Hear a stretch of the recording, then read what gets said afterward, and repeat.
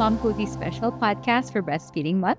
I'm Millie the Luna-Daluz, a certified breastfeeding mom and a Momcozy user. And I'm Dr. Cristal Laquindanum-Tan, board certified pediatrician, a child advocate, and a health educator. And we are here to celebrate Breastfeeding Month by honoring the incredible journey of breastfeeding, the love, the patience, and dedication it takes to nourish and bond with our little ones. Whether you're a first time mom, an experienced parent, or simply here to learn with us, we are glad you're here. Join us as we share stories and expert insights, of course, with Doc Cristal in pursuit to encourage and empower every family's breastfeeding journey. So, Doc, can you share a little bit about yourself, what you do, your advocacies, and how we can find you? Yes, so thank you, Millie. So I'm Dr. Cristal Laquindanum-Tan. I'm a pediatrician, so I take care of babies, children, teenagers for over a decade now. So I'm also a breastfeeding advocate, and I really believe that moms, parents just need a little bit more support when it comes to their breastfeeding journey. So my advocacies are really health informatics, health promotion, and communication. That's why I post on my social media, Millennialpedia, about some health tidbits, child health information to help also moms like you. So that's pretty much about myself, Minnie. How about you? I heard you're a first-time mom also. You have a 10-month-old cutie pie. So tell me more about yourself, because the last time I saw you during the pandemic, you were an internet sensation. You're doing jump rope content. So tell us what you've been up to. As you mentioned, Doc, I am a new mom, super happy to be. And it's been wonderful. And like so many moms, I juggle a lot of roles and I wear a lot of hats. I'm an entrepreneur. Right now, my focus is to grow a restaurant called Terra Filipino Diner. We are growing to 3 branches this year. And apart from running my household, I'm such a very proud mom and wife. So it's been fantastic. In fact, breastfeeding is such a big part of this journey. Yes, I'm sure it's been rewarding, but also it's been difficult for the first time juggling everything. For somebody like me who wears a lot of hats, I find Momcozy so useful because it is really one of the most ergonomic brands out there. I've tried a lot, and this one was the one that fit my lifestyle. I didn't feel like I was compromising in any way. In fact, it blended seamlessly into my lifestyle. I was able to feed my daughter even when I was away from her because I do have work and my work takes me places. So I can imagine that it's not just me, but so many moms out there have to wear these hats as well. And also, like me, at some point, there's an anxious mom out there wondering, how am I going to do all of this? How am I going to hit my bonding targets? How am I going to feed my baby? And they're just learning also. That's why it's important also to have this platform, like a podcast, to help moms figure out through pediatricians like me and from moms like you. Breastfeeding is really a beautiful journey. As a mom, it felt like you're creating a bond with your child that nobody can ever explain. And not everyone is what we will talk about during this podcast. So, Doc, so glad you're here. Yes. We're so glad you're here to start off the discussion. I have here some breastfeeding myths or misconceptions that we want your expert input to. In this section, we confirm or debunk breastfeeding myths. And if you're new like me, you might have had so many questions and you might not know where to look.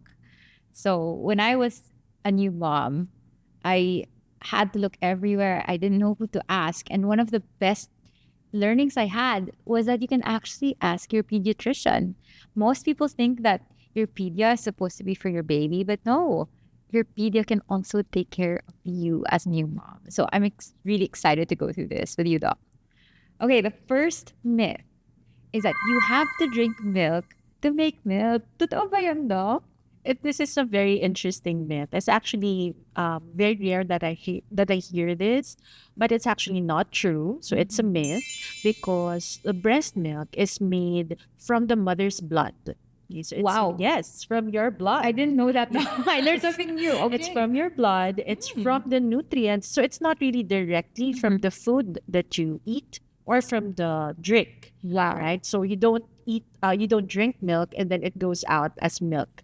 So the Okay. food that you ingest, the drink that you drink is actually goes through your blood, and then it passes through some diffusion. It goes through your blood and then it makes milk afterwards. So Wow. yeah, so it's of course moms need their calcium, they need their well balanced diet because you practically are feeding for two, right? So you have to have your energy reserves, your energy stores for you to be able to breastfeed. So you still need milk, but you don't need it directly to make milk. That's amazing, Doc. I actually didn't know that your body processes it that way. I've heard so many things, like from drinking milk to drinking a lot of electrolytes to drinking what's this? Malunggay, I think you've heard. Yes. Also. So malunggay is actually a natural galactagon. So a galactagon is a food that can boost your milk production, but it's not really there to no. There's no specific kind of milk or drink that you have to intake to increase your milk production. That's good. Even oats as well, diba? There are so many listed galactagogues out there. And if you're a new mom, you panic buy them all, which is what I did. But when I ingested just the right amount of food and water, Yes. I made milk. Yeah. So really, though the way I counsel moms to when they want to breastfeed is really that you have to take care of yourself. You have to feed, you have to drink well, you have to eat well as well. That's wonderful to hear. So, mommies, you don't need to drink milk to produce milk. That's nice to know as a lactose intolerant girly. Okay, let's move on to the second myth. Stress can instantly make your milk disappear. Doc, is this true or not true? Okay, so if we are going to be strict about the sentence, stress can instantly make your milk disappear. It doesn't instantly do that. But really, stress, I'm sure you've been through it, right?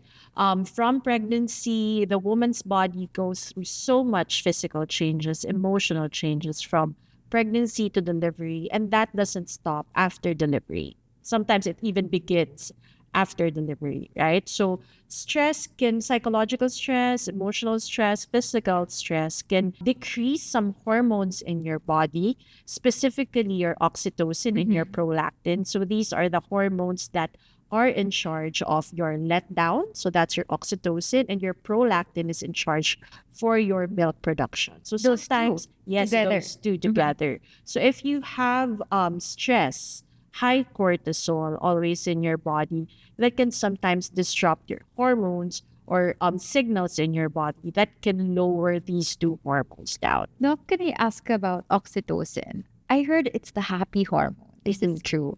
Yes. An easy way to understand it. Yes, and that's why also there are a lot of research going into skin to skin, right? Skin to skin with a baby. There are breast massages. There are like lactational massages that can help boost your milk production because it indirectly targets your stress levels. My God, Doc, just to share, so our lactation specialist told me about that, and it's funny that whenever I do something good for myself, that's when I'm able to produce a lot of milk. Yes. So, in my personal experience, yes, stress, whether at work or just the demands of a new mom, they increase my stress. I would temporarily not be able to produce as much. But the moment I eat, I do something for myself, I go out, I see my friends, I hang out with my husband, boom, my milk production goes back up. It's just insane how amazing the body is to be able to Yes. provide. Because primarily milk production is really the amount of milk that goes out from your body. So it's really supply and demand. So basically it's that. That's why the myth Yeah. part is instantly. It doesn't instantly decreases your milk production, but it can eventually affect the hormonal environment that can maintain that. Thank you, Doc, for clarifying that. That's so clear. So for us mamas, we shouldn't be so afraid because stress is part of everyday life, especially everyday mom life. And I can imagine it becomes even more stressful when they start to walk, right? So we should not be afraid of the eventual stressors that come in life. Let's move on to the third myth. Small breasts produce less milk. As somebody who this might apply to, this really was scary. So, Doc, can you tell us about this? Yes, I think there are a lot of people who will be relieved to say that this is a myth. Okay, so this is a myth because the size of the breast will really be is determined from fatty tissue. So even if you're lactating or not, it's mainly because of fatty tissue. And that doesn't mean or that is not included in your milk production. So the fatty tissue is not included in the milk production, but the glandular tissue is. So if you have glandular tissue before pregnancy and post pregnancy, it increases in size. So that is the one that is required for your milk production. So actually, if you have a small breast, that I told you before, it's really supply and demand. If you have a small breast, you just need to nurse frequently or pump frequently, so you have your supply going out, but you can also produce the same amount of milk as that of someone with a larger capacity or a larger breast. You just have to kumbaga excrete or release the milk in order for your brain to think that there is indeed a demand and your breast will be able to supply it. So no, Wow. the size, it doesn't really matter because it's not the fatty tissue, the size, but it can also affect the storage. So, but it's really more of the glandular tissue. So if you have like an efficient way of nursing or using a pump, then you'll be able to do that supply and demand thing. You know, Doc, that is such an amazing thing to learn. And I can confirm, again, as somebody who went through this, my circle of friends and I, we're all different shapes and sizes of women. And the supply was really determined by how much we would feed. And even somebody like me, I'm on the smaller side. I had to work hard, I guess, to increase that supply at the beginning, a combination of feeding and pumping. But as soon as I did and I stabilized that, it was no problem. And there was no difference between somebody who had fuller breasts at the beginning to begin with versus somebody like me who is not as gifted with that. So it's really empowering to know that that doesn't affect you at all. Anyone can see. Myth number 4. You can't get pregnant while breastfeeding. This is actually a myth that doesn't even cross moms' minds. But sometimes nagugulat sila that they just get pregnant also. So I think it's so valuable to talk about this. Is it true that you can't get pregnant while breastfeeding? So this is a very important thing to talk about because sometimes women, they rely on this birth control method. Yes. So this is what we call lactational amenorrhea method or LAM. But LAM, it is temporary. It is a natural way of birth control. But we have to be very specific about this method because there are criteria to hit to say that you are doing this method. And if you do this perfectly, it has 98% effectivity. Amazing. Right? So even if you're doing it perfectly, there's still that 2% so that you can still get pregnant. So LAM basically is your body's way that when you're breastfeeding, you're suppressing your ovulation. Okay? So LAM method or lactational amenorrhea method, you have to hit the 3 criteria. First dose, Doc. I have never Yes. heard of this ever. That's okay. I'm learning something again for the first time. So lactational amenorrhea method will have to be that the mother is not having her monthly period. She's not bleeding monthly. Number 2, she's really breastfeeding, nursing. Okay. Primarily nursing frequently, even day and night. Okay. And the baby is less than 6 months old.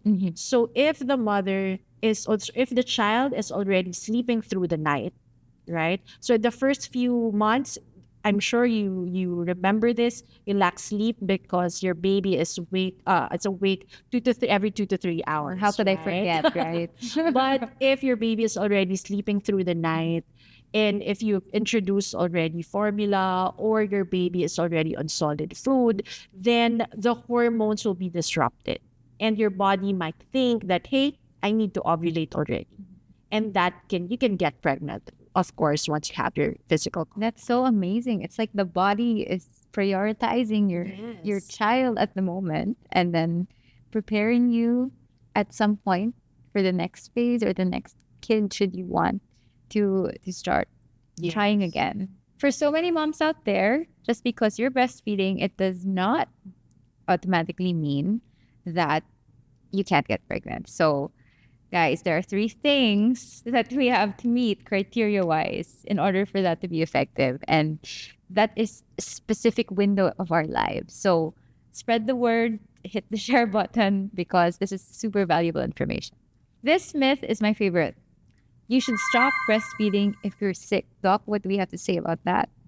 Okay, so there are certain illnesses, the very common ones, common cold, that you can still breastfeed. Especially, remember during the pandemic, this is a big issue that we have to really educate our parents back then. That even for COVID, the pandemic, they can still breastfeed Wow. during that time. So for majority of the illnesses, the mother can still breastfeed while she is sick. It's very important that she wears a mask. If it's a respiratory illness, she washes her hands before touching her baby, before touching her breast, before touching any of the things that the baby will also be exposed to. So that's very important for the child not to get sick. But it's also important to continue breastfeeding, one, because you have to feed the baby, of course, and the antibodies that you are producing when you are sick, that is being transferred to your baby. So you are actively really protecting your baby even while you are sick. It's amazing, right? It is so amazing. And the reason why I love this myth or debunking this myth is because I experienced it myself. So around New Year is when everybody catches something, right? Or Christmas season. My baby got sick for the first time and we read about it. We stuck to the program. I continued to nurse her even more frequently. And that was the advice of my pedia as well. And the miraculous thing is that we both got better so fast. And maybe as a follow up question, Doc, is it true that as a mom, you get more resilient as well when you're breastfeeding? I heard that somewhere, but I'm not so sure. So we get more resilient because I'm sure you are doing a lot of things, right? You tend to increase your cortisol, yes, but you get to be resilient. Also, you get to manage a lot of things as well as your breastfeeding. So that special bond with your baby that can give you some happy hormones, that can give you some things to really look forward to. But of course, you still have to take care of yourself every time you have so many things to do. Thank you so much. And our last myth. If I drink coffee or matcha while breastfeeding, my baby will get all of the caffeine. Is this true? So this is a myth. I know there are a lot of coffee drinkers, coffee lovers that are moms in breastfeeding as well. So this is a myth. But the baby doesn't get all of it, but the baby can get a little part of it. So there are still some things that we have to consider when the mother is drinking her coffee. The amount that you can drink or the amount that you can drink is around 200 to 300 milligram of your caffeine, Which is like around half, 2 to 3 cups Oh, okay. of your caffeine per day. That is around safe to consume while you're breastfeeding. So one tip probably that I can give to the mothers is you can drink your coffee right after you nurse, right after you breastfeed. So you already feed your baby and then you get your caffeine for the day. And then for the next feed, which is around after 2 to 3 hours, then the coffee will be sort of cleared in your body already. But we have to consider also if your baby is a newborn. So just first few days of life, if your baby is preterm also, the caffeine doesn't readily cleared out of the body as fast as those that are term babies. So it can stay in their body around 5 to 7 days. So Oh, yeah, wow. so it's a little bit longer. So that's the small caveat for this myth, that it doesn't, your baby doesn't take all of it in. It takes a small part of it. And you just have to time your caffeine. You just have to time also your nursing. But yes, the mothers can really have their coffee fix, their caffeine fix as well. I just have to be really careful about also energy drinks, because energy drinks, they have a bigger amount of A caffeine. lot. Sugar Yes, and sugar caffeine. also. So I'd suggest just stick to coffee. You can also have decaf. Mhm. So that's a smaller percentage of your caffeine. You can have herbal teas. Matcha, right? Yes, As well. matcha. You can take it, but if your child or if your baby will have a little bit of irritability already, very, very fussy, then you might want to consider maybe the body is not clearing the caffeine as much, or you can, of course, consult your pediatrician. Thank you, Doc, for debunking that. So, mamas, most of the time we can have our caffeine fix. Good to know. That was so much fun, Doc. I'm learning myself because, when you are in the journey of breastfeeding, you tend to be super paranoid, especially if you're new. You're very conscious of what you eat, drink, and even what you do. You feel like your every action is going to affect your breastfeeding. In real life, it really doesn't work that way. You have to deal with so much, and it's just one of the many responsibilities you have to do. So, what you shared just helped. Thank you. So, Doc, on a more serious note, let's move on to topics that are just as important. Let's move on to other real challenges that we as moms face. Topic number one, the pressure to be the perfect mom. My goodness, I can relate to this because as a type A millennial mom, you are just subject to so much pressure. I'm just going to tell you a story about what my friends and I experienced. We were all pregnant together, which was like wonderful. But at the same time, we were all anxious together because if you go on social media to look for insights, to look for education, you're met with checklist after checklist after checklist. And the checklists don't stop. I think in every month or in every week of my pregnancy, I was looking for symptoms, signs. Am I supposed to feel 10, 20 kicks every hour? There's just so much to be anxious about. And while I was able to catch up with that, up to maybe a little bit postpartum, it gets to you. So personally, at some point, I let go, but I can speak for other moms as well that it does get very tiring.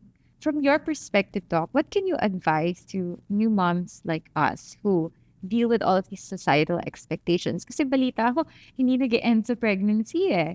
I mean, there are even more lists postpartum.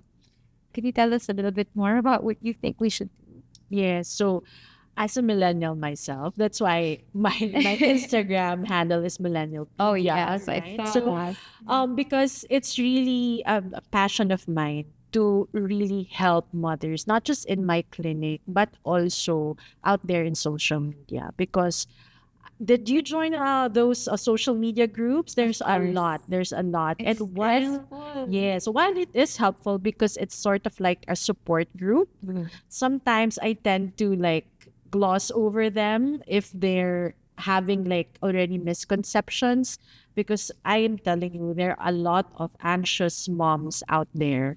I don't know if there are Facebook groups or social media groups for dads, but it's really more of the mothers who are very anxious, who want to hit that perfect mom label. But I'm really telling you, a perfect mom doesn't exist. A perfect mom that your child needs is really a responsive mom. Because, as pediatricians, we tend to study children on a spectrum, right? We study them when they're an infant. So their physiological changes or anatomical changes are different versus your 1 day old versus your 18-year old, right? So it's the same also for mothers. The way you parent your 1 day old will differ as the year go by until he or she is 18 years old.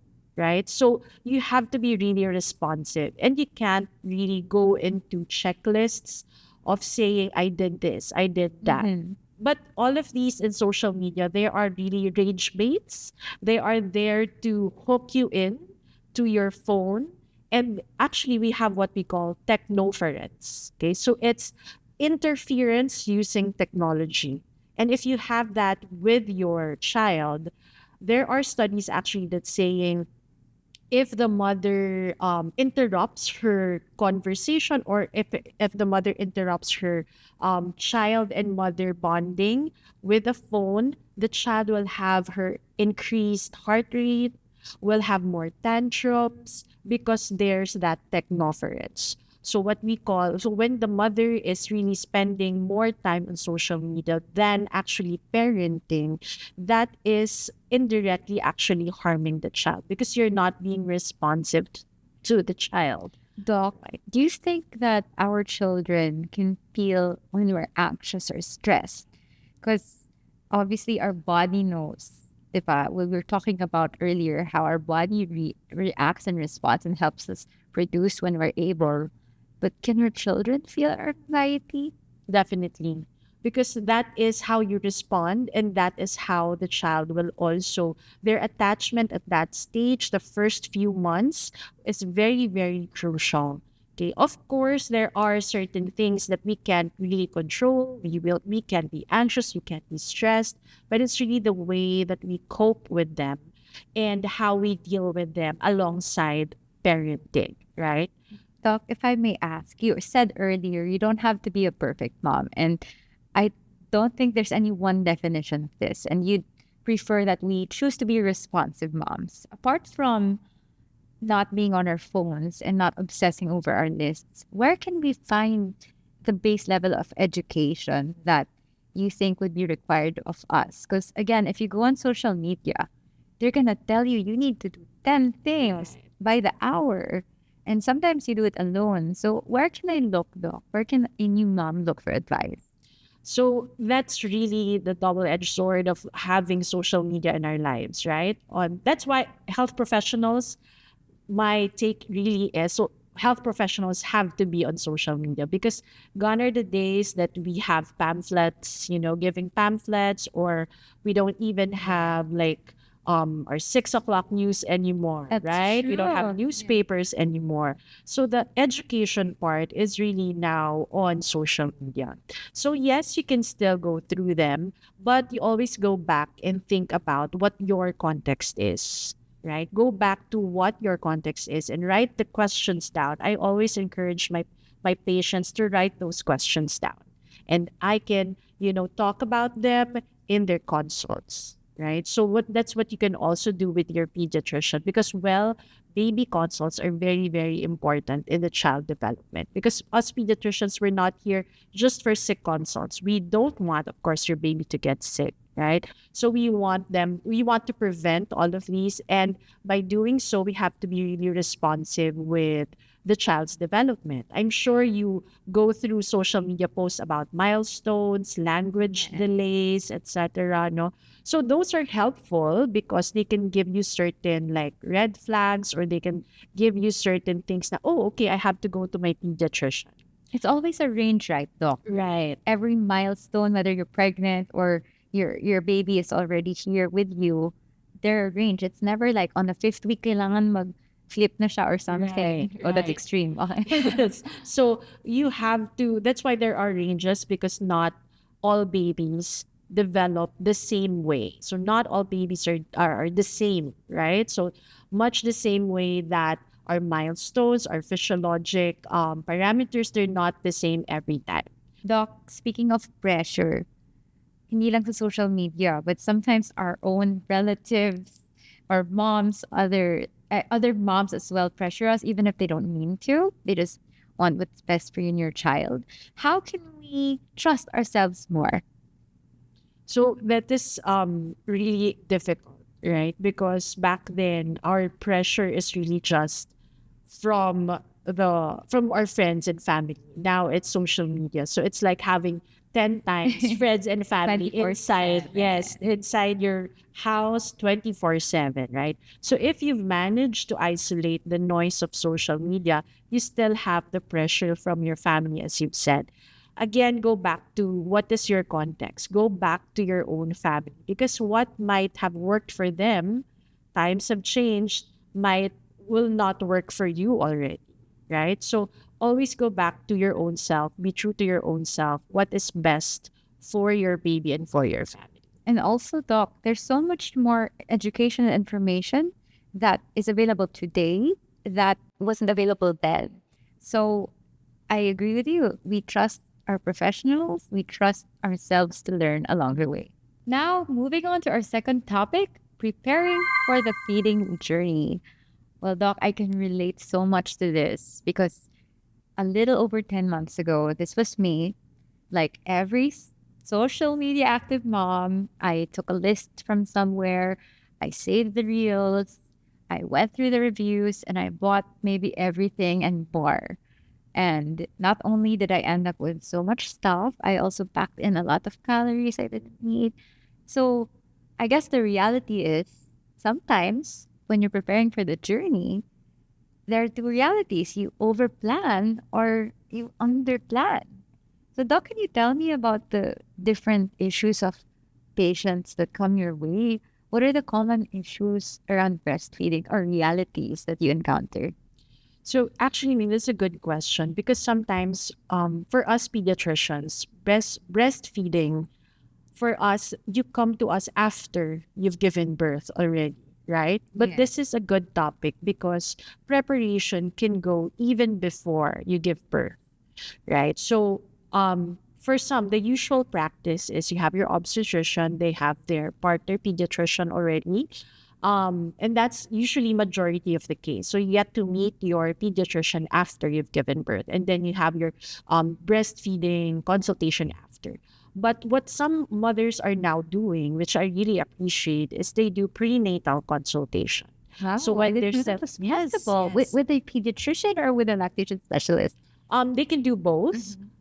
There are pediatricians who are also lactation specialists already, but they can do separate consultation with their chosen pediatrician and with their lactation consultant. So that will really help you um, minimize also the stuff that you will buy, the stuff that you will prepare.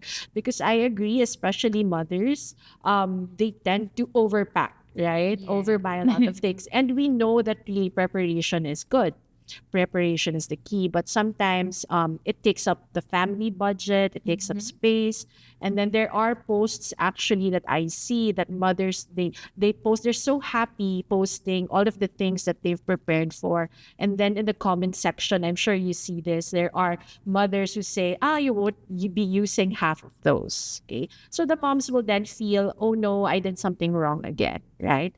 So to hopefully minimize this is to really talk to those that have gone through their breastfeeding journey, to your family and friends, the closest ones that you have. And then you can consult your pediatrician, your chosen pediatrician, even before you give birth. So then you can have like setting of expectations already. So for some mothers who've already given birth, who have like 2, 3 kids already, we can get into the history. Pediatricians can ask you, were your previous history successful or not?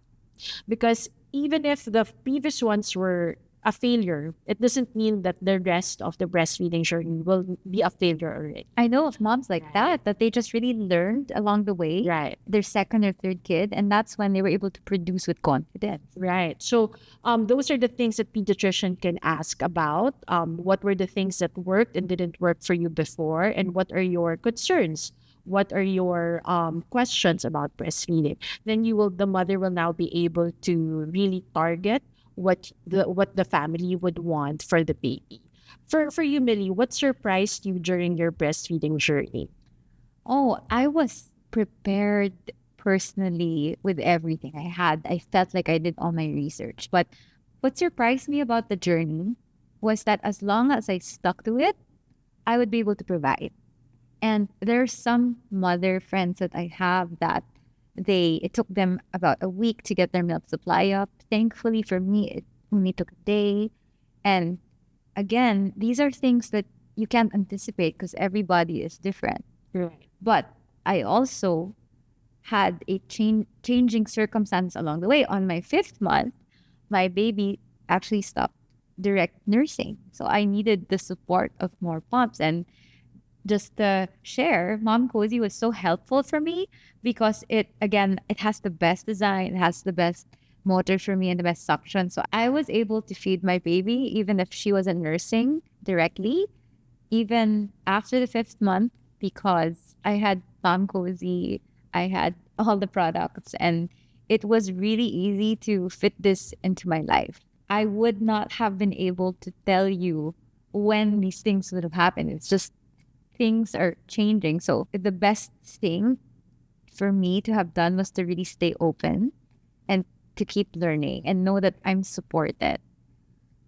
And the one that we talked about in topic one, right? Being a responsive parent. So that's a perfect example of you being responsive Doc. to really changes, because really, if even if you've prepared so much, you can't really prepare enough, right? So things will change.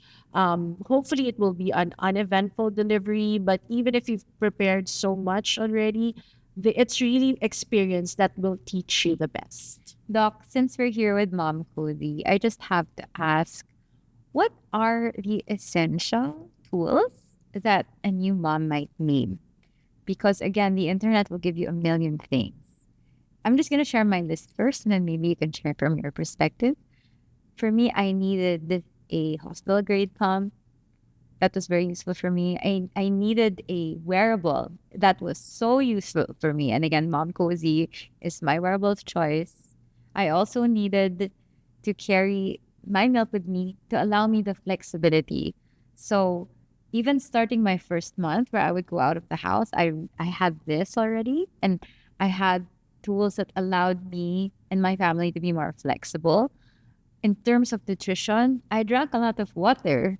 It helped me to drink malunggay, but not in the high caloric form. I would drink capsules, but honestly, after a while, even just the normal balanced diet would be sufficient for me. So it took a while, but now this is what I would advise other moms. From your perspective and your experience, Doc, what do you think is essential? Well, it's really different. It's very difficult to give like just one list. But at least now there are a lot of hospitals who give you like a package already of the things that you can bring home, which is really very helpful for parents. There are also sometimes some lactation support in hospitals. And I really hope all hospitals will have this, because it will really help the mothers, especially the first 3 days that they are admitted in the hospital, to really help the mothers with their breastfeeding journey. Because the first 3 days, for setting expectations, you won't really produce as much milk once you go home, right? And sometimes during that first 3 days, you get to be discouraged already. And you have all these tools with you that you thought you would help you, but then it wouldn't, right? So the parents will now be very frustrated. So I think it's very important that, as you've said, you took care of yourself, really, to drink a lot of water, have a balanced diet, sleep. That's why I always involve the partner in the conversation, because you take care of feeding the baby, and then your partner hopefully will be able to take care of you. We need a village. Yes, it really takes a village to raise a child, as cliche as it may sound. We feel it for ourselves. Doc, I have one more question on this topic, which I think a lot of new moms are anxious about. Will the baby always be able to latch the first time? And if he or she doesn't, are there ways to make that relationship or bond better? Okay. So the good thing actually is we have, believe it or not, we have a law, Philippine law, to help us with this, right? So that's what we call unang yakap. Unang yakap is first embrace. This is actually not just in the Philippines but worldwide. The unang yakap components will help you really improve or really help you with your breastfeeding journey, because first is really skin to skin contact, non separation with the mother. All of these seemingly simple things can really make a lot of difference with your breastfeeding. So the baby might not be able to latch right away, but skin to skin definitely will help that. So once you give birth, whether your normal delivery or cesarean section, if you remember, the baby will be put on your chest. Okay, so the baby will not latch right away. For some, they do. For some, we help them a little bit, but it's really the skin to skin it gives wonders on it. So even after the mom and the baby goes home, that's what I tell the parents, always skin to skin with the baby, because that helps even with their heart rate. Their heart rate starts to go down and coincides with the heart rate of the mother. Amazing, right? So it's really the skin to skin that can help. For some, the different nipple sizes, different nipple shapes of the mother sometimes can make it difficult for the mother to latch. So it's very important also for the pediatrician, for the lactation consultant to see that. So in the first consult with your pediatrician, after on the sixth day of life, that's your first checkup after the hospital. Hopefully, that's the first thing that the pediatrician will look for. How do you latch? How do you put the baby on your breast? And if there are certain things that you would want to say to the pediatrician, your concerns, because of those first 3 days at home, I'm sure you remember those are the things that you have to adjust to a lot of things. Learning for the first time. Right. What I take from this doc is that everything can be learned. Yes. And we must give things time. So we have to trust our body, we have to trust our village, we have to trust our healthcare professionals also. So I'm really glad that I'm a mom today with all of this information. Our third topic is milestones, not finish lines. And for this topic, I want to focus on the comparisons that happen from mom to mom. The reality is we all have different needs. Our babies have different needs, rather. However, we always think we should be hitting a number, and that was my reality. I'd be obsessed with making sure my baby got this much or that, and I get worried if she didn't. I also, at some point, when she was starting solids, wondering if I should lessen her milk or increase it. So these are things that you learn along the way. So, Doc, can you let us know about the milestones in feeding that are truly essential? Maybe let's start with colostrum. What is colostrum, Doc? Right. So that's very important, right? Especially with comparing, as you've said. Colostrum is the first few output that the mom makes. That is very, very high in nutrients and antibodies that can help your baby, especially in the first few hours of life. So even if it's just like less than 1 ml, Wow. especially if you have like a preterm baby, then you can just hand express it. You can get a little bit of colostrum.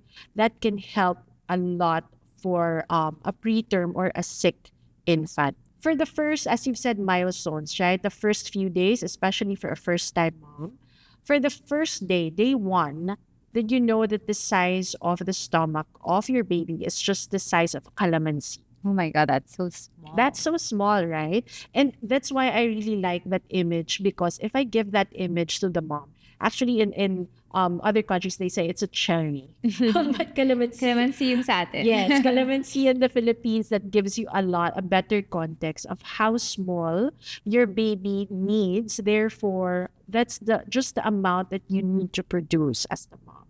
And that will really lessen the pressure of producing milk, right? If I say to you, you just need to produce just even as a less of a smaller amount than a calamansi, right? That would lessen the pressure for you to produce it.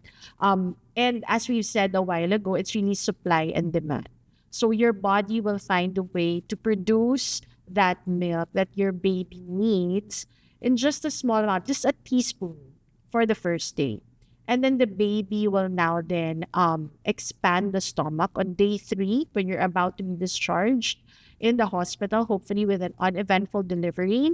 On day 3 now, the size expands to that of a chico or a rambutan. That's fast. That fast, right? And at that time, for the first 2 days, you will not have as much milk right away. Because you're just feeding the calamansi. Calamansi size, that's already okay. And then eventually on day 3, it's already a size of rambutan. And you go by demand of the baby. And when I say in the hospital, they're very OC with the numbers, like feed every 2 to 3 hours, right? And it's not a number that we just invented because it's really how the body works.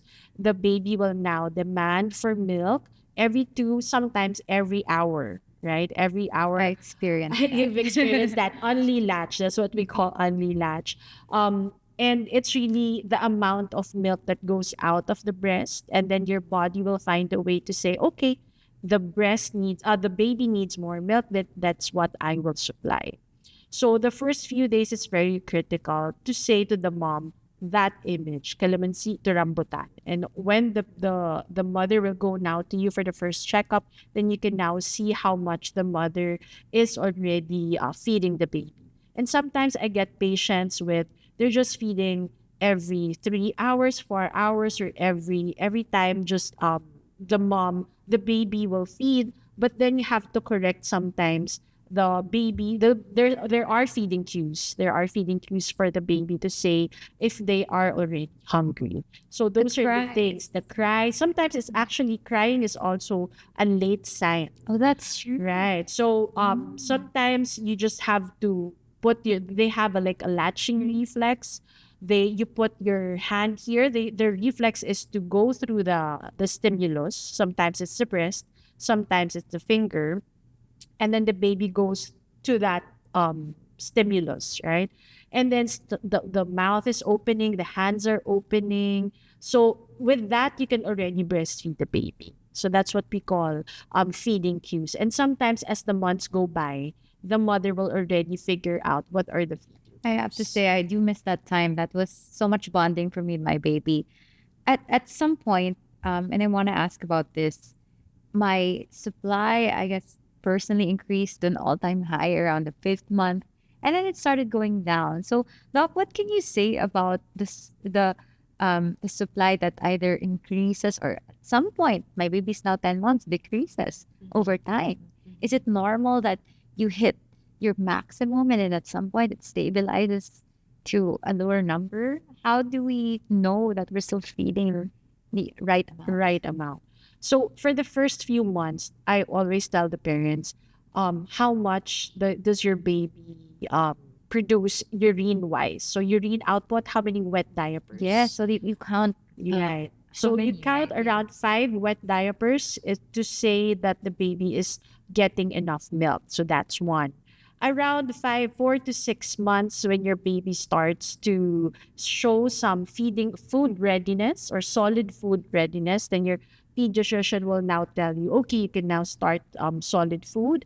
And I think in your case, you also were able to be more busy with your work, being an Yeah. entrepreneur. So again, it's supply and demand. So if you're not really nursing as much as from the previous months, it will be the body will intelligently tell you, okay, the demand is now going down, then I will then supply a little bit less. Okay, so and also as much as possible, of course, we want exclusively breastfeeding for the first 6 months. But again, if I tell the parents any amount of milk would be really helpful for the mother. So it's not like hitting a number, it's not hitting a volume that will really take off some stress from them. And sometimes they can even feed more or breastfeed more because they took away that hitting a quota of number of feedings. I personally experienced that, Doc. And maybe the last thing I want to ask is that is it true that until a year old, breast milk is the number one source of nutrition? It's not solid food. Would you recommend it still be breast milk, even if they can eat solid? So for the first 6 months, we say that as much as possible, exclusively breastfeeding. But at 6 months, it's complementary already with your solid food. So if you are nursing not as enough as for the previous months, and the supply will now go down because you're complementary with your solid food. But I always say that the 6 months to 12 months old, it's not really the calories or the amount of solid food that is important, because the child will just need to learn how to feed, learn how to hold a food, a fork, a spoon, will learn how to smell the food. So the primary source of nutrition is still the breast milk, if breastfeeding is still possible at that time. After 1 year old, the I tell mothers, they see this as taking the pressure off their chest.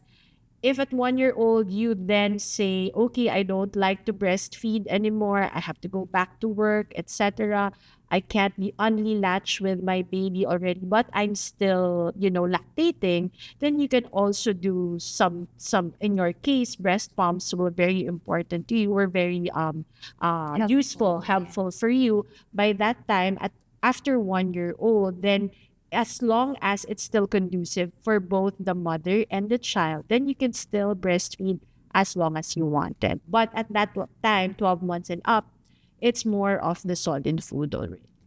Doc, this is a perfect transition to our fourth topic, which is when plans change, breastfeeding, pumping, and flexibility.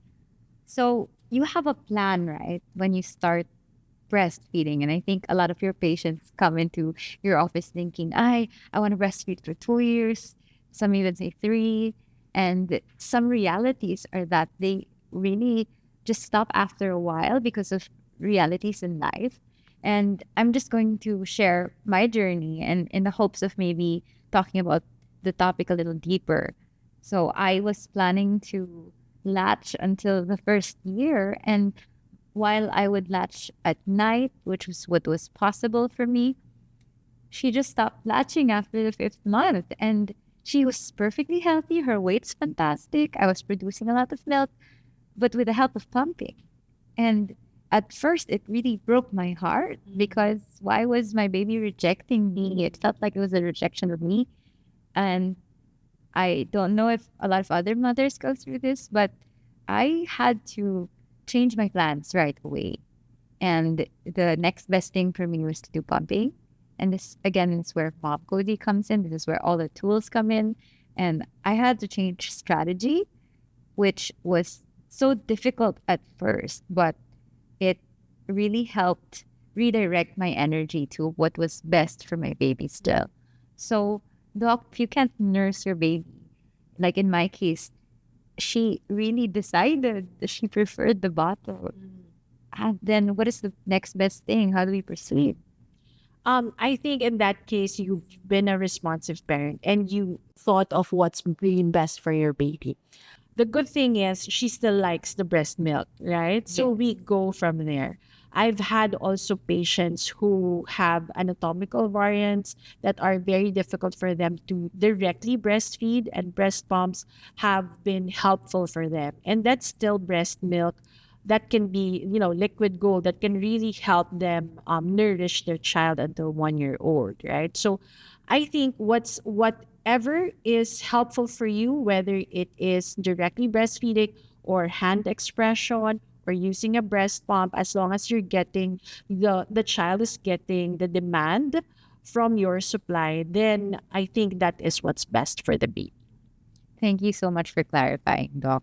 So I guess when plans change, the action is not to panic or to feel guilty. Yes, It's adapt. adapt and ask professionals as always. And for our fifth topic, it takes a village, the real secret to breastfeeding success.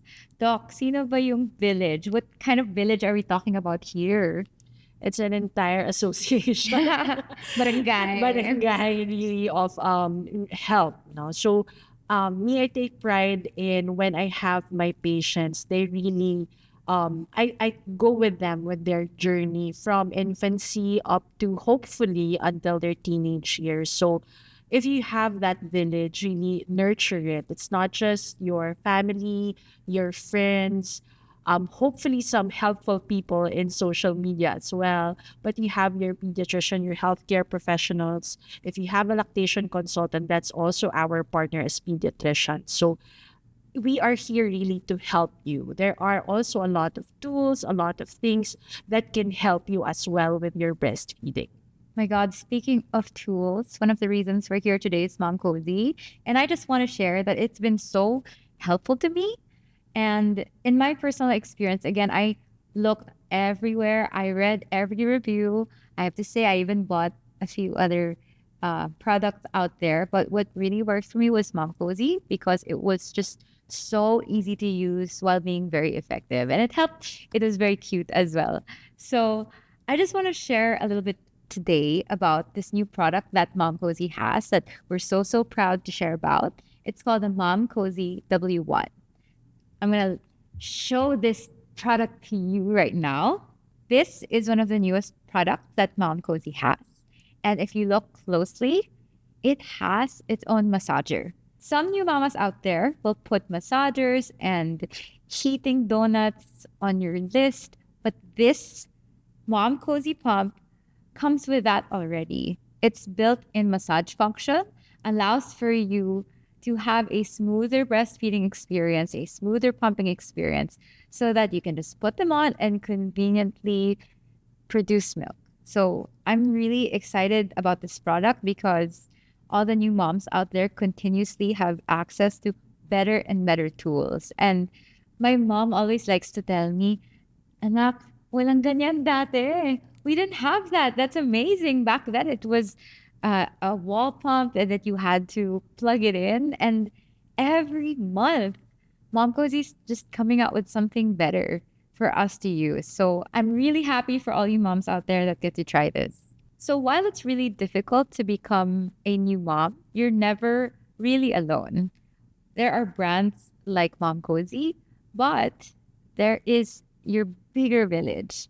Kasama na si Doc doon, di ba, Doc? Yes, that's very important for you to have not just your family, your friends, your pediatricians, all of your other doctors as well.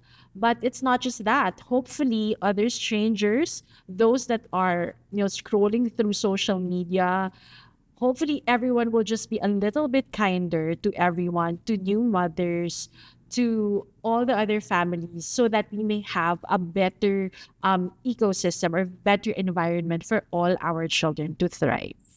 And there we have it. We hope today's conversation gave you something to think about or maybe even relate to. Breastfeeding comes with plenty of surprises, unexpected moments, and real life challenges. And we're here to have the honest conversations without judgment. Remember, every feeding journey is unique, and every step you take to care for your baby is an act of love. So give yourself grace, celebrate the small wins, and know that you don't have to do it alone. How about you, Doc? Anything else you would like to share to our viewers? So thank you very much, Millie, for this opportunity, because it's really important to connect with mothers in my line of work, right? So it's very important. I always tell the mothers, don't be afraid to ask. You can go through health education videos like this, but always be in communication with your pediatrician. So for me, that's really it. And if you want to know more, I post a lot of health education contents in my social media, Millennial Pedia. And there are also a lot of Filipino pediatricians that are sharing health education content as well. So hopefully you'll follow us and then go back to your pediatrician to know more. Yes, guys, remember, breathe, and breastfeed. Momcozy is with us along the way, supporting moms through every stage of feeding and motherhood with products designed to bring a little bit more comfort and confidence to your day. Until next time, mamas. Momcozy, evolving for mom and cozy.